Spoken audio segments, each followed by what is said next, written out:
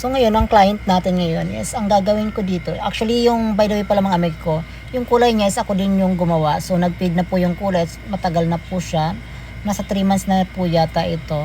And then gusto niya sana magpariban, so hindi ko muna siya in-advise. So ikikeratin ko muna siya ng bonggang-bongga at ito-tone down ko siya ng konti yung kanyang hair.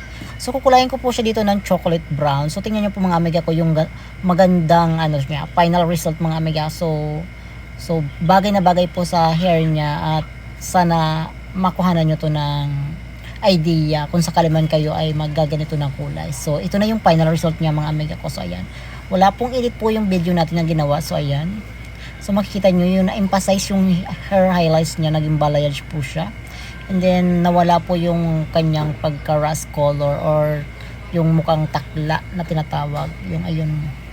So ayan, nawala yung mga yellowish na tinatawag. So yung kinulay ko dito is chocolate brown mga amiga ko. So ayan.